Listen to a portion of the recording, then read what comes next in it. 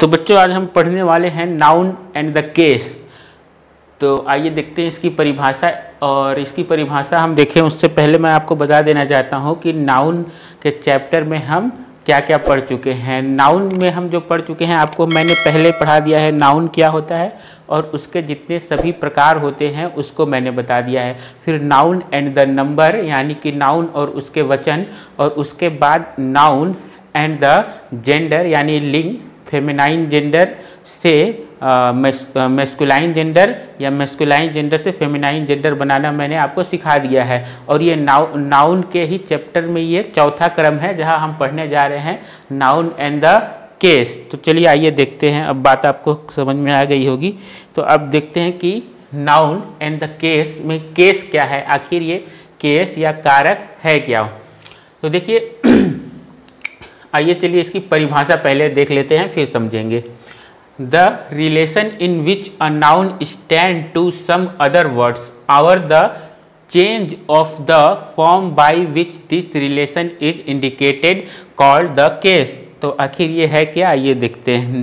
देखिए केस क्या होता है कि ये नाउन के बारे में ही है कि नाउन जो नाउन होता है, ठीक है, वो किसी भी सेंटेंस में उसका क्या महत्व है वो केस से पता चलता है। ठीक है, देखिए अगर कोई सेंटेंस है, ठीक है बच्चों, अगर कोई सेंटेंस है तो वो सेंटेंस में वो जो नाउन है वो बाकी सेंटेंस के वर्ड्स के साथ वो क्या रिलेशन बनाता है, क्या उसका संबंध है, उसी को कारक कहा जाता है। जो शब्द किसी नाउन का वाक्य के अन्य शब्दों के साथ संबंध दर्शाए केस या कारक कहलाते हैं। तो आपको बात समझ में आई होगी कि कोई भी नाउन है, ठीक है बच्चों, वो कोई सेंटेंस रहता है तो वर्ड से मिलकर के बना होता है। ठीक है बच्चों, कोई भी सेंटेंस है वर्ड से मिलकर बना होता है, उसमें 3-4 वर्ड्स होते हैं। तो मान लीजिए ये नाउन है, ठीक है, मान लीजिए ये नाउन है, तो इस नाउन का बाकी जितने वर्ड्स हैं उनके साथ में क्या संबंध है, जो संबंध दर्शाया जाता है उसे ही क्या कहा जाता है, केस या कारक कहा जाता है। तो उम्मीद है समझ में आ गया होगा आपको। और देखिए बच्चों ये जो केस होता है वो मुख्य रूप से 6 प्रकार का होता है। देखिए मॉडर्न इंग्लिश में तो केवल 3 ही प्रकार के केस होते हैं, लेकिन अब जितने आपको बुक में दिए हैं उनको भी हमको पढ़ना है। तो आइए देखते हैं वो 6 प्रकार के कौन कौन से होते हैं। ठीक है बच्चों,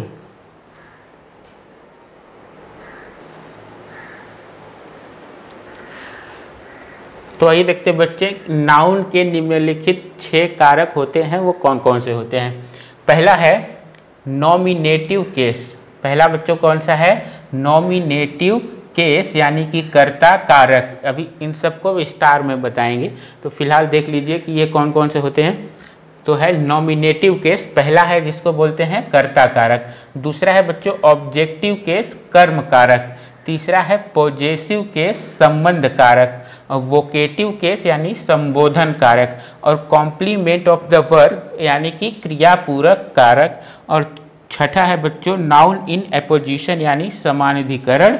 ठीक है बच्चों, तो जो मॉडर्न इंग्लिश में होता है बच्चों वो केवल 3 ही केस है फिलहाल, ये नॉमिनेटिव केस, ऑब्जेक्टिव केस और पॉजेसिव केस। और उसमें से भी जो सबसे महत्वपूर्ण है वो है आपका पॉजेसिव केस, जिसमें से प्रश्न पूछे जाने की संभावना सबसे ज़्यादा होती है। अगर प्रश्न पूछा भी जाएगा तो वो पॉजेसिव केस से पूछा जाएगा, बाकी सबसे पूछे जाने की संभावनाएं बहुत ही कम है, लेकिन हम फिर भी उनको जानेंगे क्योंकि एग्जामिनर का मन है वो कुछ भी पूछ सकता है, इसीलिए हमको सभी चीज़ों की तैयारी करके चलनी होगी। ठीक है बच्चों, तो ये है आपका nominative case, objective case, possessive case, vocative case, complement of the verb and noun in apposition. ठीक है बच्चों, तो आइए अब इनको ध्यान से देखते हैं एक एक करके, बहुत ही सरल है।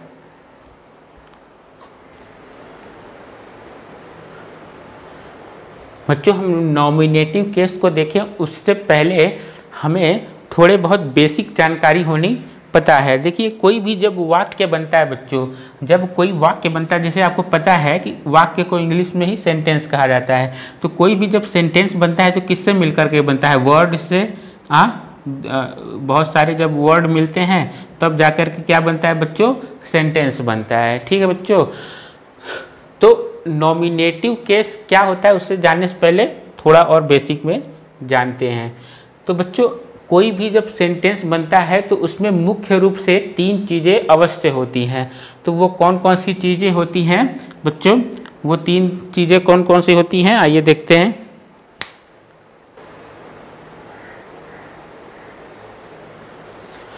तो इस एग्जाम्पल के थ्रू हम समझते हैं कि मैं क्या उन 3 चीज़ों की बात बोल रहा हूँ। आइए देखते हैं।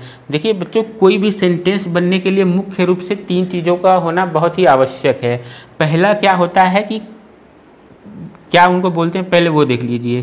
पहला एक जो ज़रूरी चीज़ होता है वो होना ज़रूरी है, वो है सब्जेक्ट। क्या होना ज़रूरी है बच्चों, सब्जेक्ट। ठीक है बच्चों, सब्जेक्ट। और फिर दूसरी क्या चीज़ होनी ज़रूरी है, वर्ब। और जो तीसरी सबसे ज़रूरी चीज़ है वो क्या होना ज़रूरी है, वो है ऑब्जेक्ट। क्या ज़रूरी है बच्चों, ऑब्जेक्ट।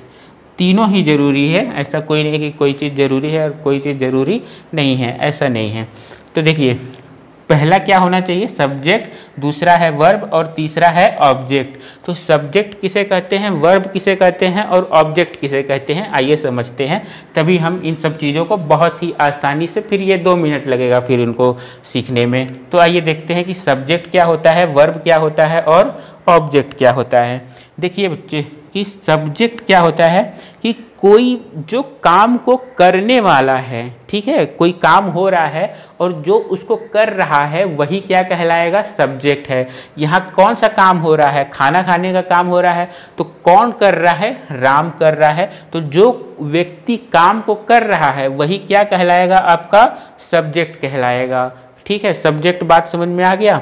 अब देखिए वर्ब क्या होता है, वर्ब वह होता है जो, वर्ब को हिंदी में ही क्या बोलते हैं बच्चों, क्रिया बोलते हैं। क्रिया यानी कि एक तरीके से आप समझ सकते हैं काम। ठीक है, जो काम हो रहा है, तो कौन सा काम हो रहा है, कौन सा काम हो रहा है बच्चों, ईटिंग करने का काम हो रहा है, यानी कि खाने का काम हो रहा है। ठीक है, कौन सा काम हो रहा है, खाने का। तो कोई भी जो काम हो उसी को क्या बोलेंगे बच्चों, वर्ब बोलेंगे। ठीक है बच्चों, जो काम करने वाला है वो हो जाएगा आपका राम, और जो काम हो रहा है उसको क्या बोलेंगे, वर्ब। और जिस पर काम हो रहा है, जिस पर काम हो रहा है या काम होने का जिस पर प्रभाव पड़ता है उसे ही क्या बोला जाता है बच्चों, ऑब्जेक्ट बोला जाता है। ठीक है बच्चों, समझ में आया होगा आपको कि जिस पर काम हो रहा है उसको क्या बोला जाता है, ऑब्जेक्ट। राम क्या खा रहा है, खाना खा रहा है, तो किस पर प्रभाव पड़ रहा है, खाने पे प्रभाव पड़ रहा है, तो ऑब्जेक्ट। ठीक है, तो आपको सब्जेक्ट, वर्ब और ऑब्जेक्ट तीनों बात समझ में आई होंगी। ठीक है, तो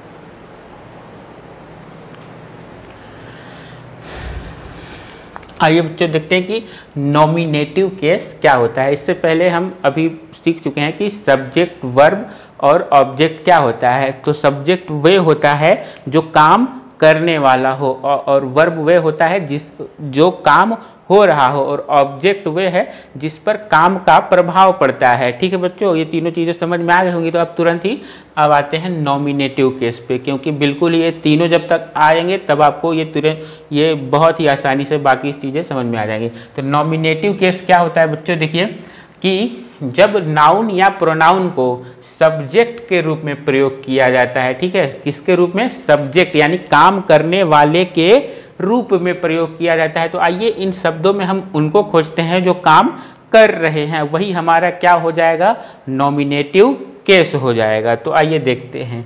the ox pulls the cart, यानी कि जो बैल है वो किसको खींच रहा है, कार्ट को। यानी कार्ट यानी जो गाड़ी होती है लकड़ी वाली, बैलगाड़ी समझ सकते हैं आप। तो बैल क्या कर रही है, गाड़ी को, कार्ट को खींच रही है। तो कौन काम कर रहा है, ऑक्स काम कर रहा है। कौन काम कर रहा है, यानी कि बैल। तो यही हमारा क्या हो जाएगा, नॉमिनेटिव केस हो जाएगा। अब आते हैं, Ram flies a kite, Ram क्या उड़ाता है, पतंग उड़ाता है। तो कौन काम कर रहा है, राम जो है काम कर रहा है। ठीक है, काम करने वाला आदमी कौन है, राम है।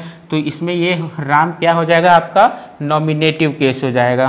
फिर श्याम राइट्स अ लेटर, तो शाम कौन काम कर रहा है, लिखने का काम कर रहा है, लेकिन काम कौन कर रहा है, श्याम कर रहा है। तो श्याम क्या हो जाएगा हमारा नॉमिनेटिव केस हो जाएगा, यानी कि कर्ता, कर्ता यानी करने वाला।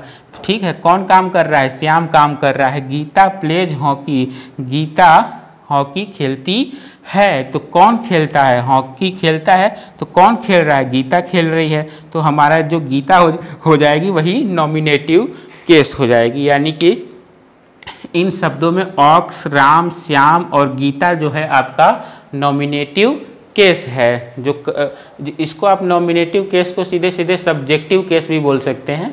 ठीक है, तो आपको बात समझ में आ गई होगी। अब बढ़ते हैं आगे।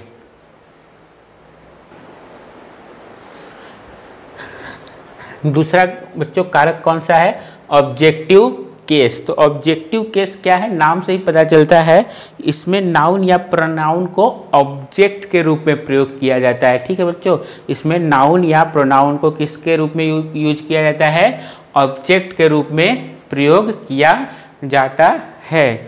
ठीक है, तो आइए कुछ एग्जाम्पल के थ्रू समझने की कोशिश करते हैं। जैसे कि प्रियंका क्या है, प्रियंका क्या है बच्चों, एक नाउन है। ठीक है, और हर भी क्या हो जाएगा, एक तरीके का नाउन, सॉरी प्रोनाउन है। ठीक है बच्चों, ये हर क्या है, प्रोनाउन है। तो आइए देखते हैं कि क्या कर रहा है जब नाउन या प्रोनाउन को ऑब्जेक्ट या कर्म के रूप में प्रयोग किया जाता है। ही हेल्प्ड प्रियंका, उसने प्रियंका की मदद की। ठीक है, उसने प्रियंका की मदद की। ही ये क्या है आपका सब्जेक्ट, ये क्या है बच्चों आपका सब्जेक्ट है जिसने कि काम किया है। ठीक है, जिसने काम किया है। हेल्प्ड यानी कि ये क्या हो जाएगा बच्चों, वर्ब हो जाएगा। ये क्या हो जाएगा बच्चों, वर्ब हो जाएगा, क्योंकि जो काम हुआ है वो कौन सा काम हुआ है, मदद होने का काम हुआ है। अब इस मदद होने का प्रभाव किस पे पड़ा है, इस पर पड़ा है। तो यही आपका क्या हो जाएगा बच्चों, ऑब्जेक्ट हो जाएगा। और हमको क्या पूछ रहा है, ऑब्जेक्टिव केस, और ये एक प्रकार का नाउन या नाउन है। तो इस तरीके से हम कह सकते हैं कि यही हमारा क्या है, ऑब्जेक्टिव केस है। तो इस एग्जाम्पल में हमारा ऑब्जेक्टिव केस क्या हो गया, प्रियंका जो हो गई वो हो गई हमारा ऑब्जेक्टिव केस। अब इसी तरीके से यहाँ देखते हैं, यू टीच हर, तुमने उसको पढ़ाया। ठीक है बच्चों, तो देखिए यू यहाँ क्या हो जाएगा, सब्जेक्ट, काम करने वाला व्यक्ति क्या हो जाता है, सब्जेक्ट हो जाता है। कौन काम कर रहा है, यू कर रहा है काम। ठीक है, कौन सा काम कर रहा है, पढ़ाने का काम हो रहा है। कौन सा काम हो रहा है, तो पढ़ाने का। तो ये हमारा क्या हो जाएगा बच्चों, वर्ब हो जाएगा। अब देखिए हर किसके ऊपर प्रभाव पड़ रहा है, तो हर यानी कि उसके ऊपर प्रभाव पड़ रहा है। तो यही हमारा क्या हो जाएगा, ऑब्जेक्ट हो जाएगा। और इस तरीके से हम कह सकते हैं कि पहले एग्जाम्पल में प्रियंका जो है वो ऑब्जेक्टिव केस है, और दूसरे एग्जाम्पल में जो हर है ये आपका क्या हो जाएगा, ऑब्जेक्टिव केस हो जाएगा।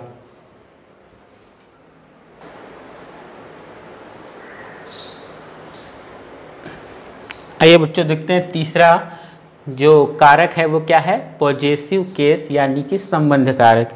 ये सबसे इम्पॉर्टेंट केस भी है, और ये सिर्फ इतने में ही आपको समझ में नहीं आने वाला है। इसके लिए मैं एक अलग से नेक्स्ट वीडियो जो बनाऊंगा इसी पे पूरा पॉजेसिव केस पे ही बनाऊंगा, क्योंकि ये इतने से बात समझ में आने वाली नहीं है। फिर भी आइए चलिए समझते हैं कि क्या है ये पॉजेसिव केस। देखिए इसको समझने का सबसे अच्छा तरीका ये है, अधिकार, पोजेशन करना मतलब किसी पे अधिकार जताना होता है। ठीक है, तो आइए देखते हैं कि ये क्या कहता है, इसका परिभाषा देखते हैं। व्हेन अ नाउन शो यानी कि जब कोई नाउन क्या दर्शाए, इट रिलेशन यानी कि इसका जो संबंध है किसके साथ, विथ साथ, या पोजेशन यानी अधिकार ऑन अनदर नाउन यानी दूसरे नाउन पर जो पहला नाउन है वो दूसरे नाउन पर क्या जताए, अधिकार जताए या दर्शाए, तो उसे ही क्या कहा जाता है बच्चों, पॉजेसिव केस यानी कि संबंध कारक बोला जाता है। ठीक है, तो अब आइए देखते हैं, एग्जाम्पल के थ्रू समझने का कोशिश करते हैं। This is Mohan's book. तो ये देखिए इस एपोस्ट्रोफे एस का क्या मतलब होता है, इस एपोस्ट्रोफे एस का मतलब होता है बच्चों का की या के, ठीक है। इसके जगह पे आप कई जगह ऑफ का भी प्रयोग देखेंगे। इसका भी मतलब होता है का, के, की, ठीक है बच्चों। इस एपिस्ट्रोफे एस का क्या मतलब होता है, का, की, के, या इस एपिस्ट्रोफे एस के जगह पे हम ऑफ भी लगा सकते हैं, लेकिन ये अलग अलग, इसके नियम अलग होते हैं। तो इस पूरे नियम को जानने के लिए ही हमको एक और वीडियो बनाना पड़ेगा, जो कि केवल क्या रहेगा, पॉजेसिव केस के ऊपर ही रहेगा। तो आइए देखते हैं एक example. This is Mohan's book, ये मोहन की किताब है, बुक है। तो ये मोहन क्या कर रहा है, इस किताब पर अपना अधिकार जता रहा है। ये मोहन क्या कर रहा है, इसके ऊपर अधिकार जता रहा है, इसलिए ये क्या हो जाएगा, मोहन क्या हो जाएगा आपका पॉजेसिव केस हो जाएगा, ठीक है। बात समझ में आई होगी। सी इज हिज वाइफ, ये किसकी पत्नी है, उसकी पत्नी है, ठीक है। तो किससे यहाँ अधिकार जताने का बात हो रहा है, एक नाउन जो है वो दूसरे नाउन पे अधिकार जताने की कोशिश कर रहा है। किसकी वाइफ है, उसकी, यानी कि हिज शब्द क्या कर रहा है, उसके ऊपर अधिकार जताने का काम कर रहा है। तो ये क्या हो जाएगा आपका पॉजेसिव केस हो जाएगा। Ram's doll are beautiful, Ram की जो गुड़िया है वो क्या है, बहुत ही ज़्यादा सुंदर है।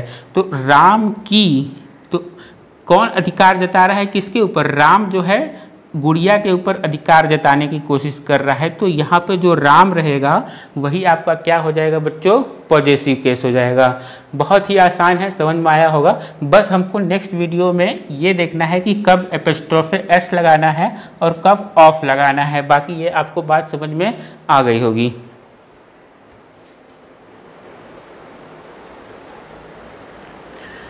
आइए देखते हैं बच्चों, चौथा है वोकेटिव केस। तो ये वोकेटिव केस क्या होता है, वोकेटिव केस का अर्थ होता है संबोधन करना, यानी किसी को बुलाना, पुकारना, एक तरीके से किसी को पुकारना। किसको पुकारा जाएगा, क्योंकि हम नाउन में पढ़ रहे हैं तो नाउन को पुकारा जाएगा। तो जब किसी नाउन को पुकारा जाए, ठीक है, जब किसी नाउन को पुकारा जाए तो वही नाउन क्या कहला जाएगा, वोकेटिव केस हो जाएगा। वही नाउन क्या हो जाएगा बच्चों, वोकेटिव केस हो जाएगा। तो आइए देखते हैं, संबोधन करना यानी किसी को बुलाना या संबोधित करना, कि हे राम सुनो, ऐसे बोलते हैं ना, रामायण देखा होगा, हे राम सुनो। तो ये हे राम क्या हो गया आपका वोकेटिव केस होगा। इसी तरीके से एक यहाँ देखिए पहला जो एग्जाम्पल है, कम हियर मुकेश, मुकेश यहाँ आओ, मुकेश यहाँ आओ। किसको बुलाया जा रहा है, मुकेश को बुलाया जा रहा है, उसको पुकारा जा रहा है। तो ये भाई साहब क्या हो जाएंगे आपके वोकेटिव केस हो जाएंगे। अब देखिए बी नंबर वाला एग्जाम्पल, बॉयज सिट डाउन, बच्चों बैठ जाओ, यानी उनको क्या कहा जा रहा है कि बैठ जाइए, ठीक है। तो किनको कहा जा रहा है, बच्चों को कहा जा रहा है, लड़कों को कहा जा रहा है। तो लड़के यहाँ क्या हो जाएंगे आपके वोकेटिव केस हो जाएगा। तो बात समझ में आई होगी कि जब नाउन को क्या करा जाए, पुकारा जाए या कुछ कहा जाए उससे, तो वही क्या हो जाएंगे आपके वोकेटिव केस हो जाएंगे। जैसे यहाँ मुकेश क्या हो गया आपका वोकेटिव केस हो गया, और बॉयज यहाँ क्या हो गया आपका वोकेटिव केस हो गया।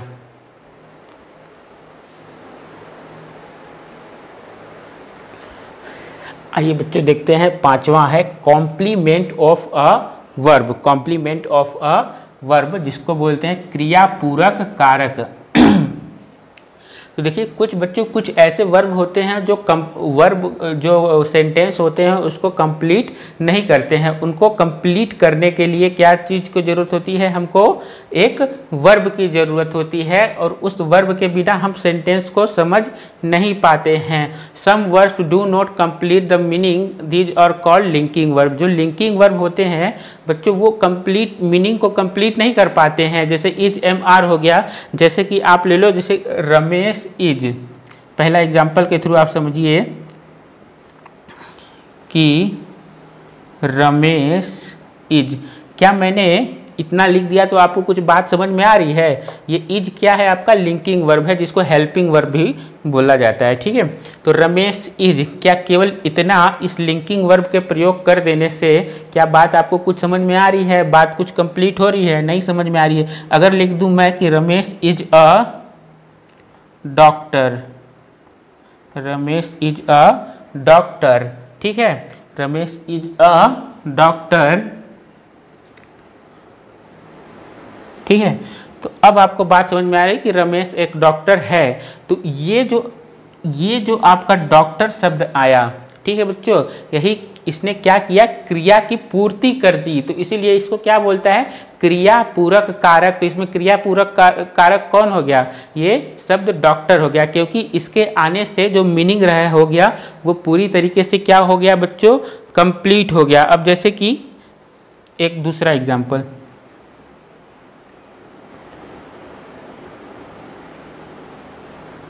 They made Suresh.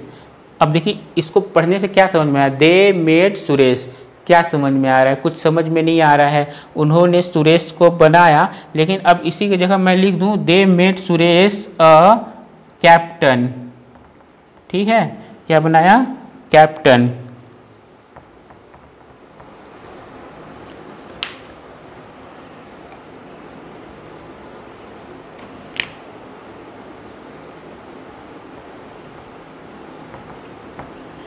तो देखिए अब ये बात पूरी तरीके से कंप्लीट हो गई, they made Suresh a captain. तो यहाँ जो कैप्टन वर्ड हो जाएगा, क्योंकि इसने क्रिया की जो है पूर्ति कर दी है, तो इस तरीके से ये आपका क्या हो जाएगा, क्रिया पूरक कारक कहलाएगा, यानी कि complement of a verb. Doctor और कैप्टन यहाँ क्या हो जाएंगे बच्चों, complement of a verb.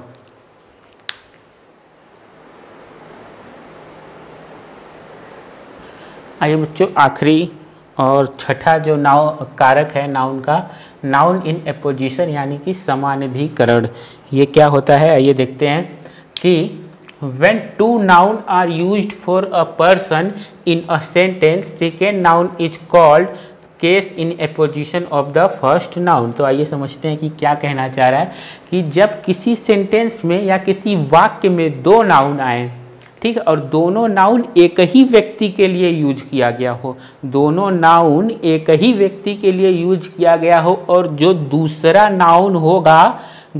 Noun होगा वही पहले वाले नाउन का क्या कहलाएगा, केस इन एपोजिशन यानी कि समानाधिकरण कहलाएगा। बात समझ में आई होगी। तो देखिए रमेश द डॉक्टर, अब रमेश भी नाउन है और द डॉक्टर भी नाउन है। रमेश जो कि क्या है, एक डॉक्टर है, सेव द पेशेंट यानी जो रोगी को उसने बचाया है।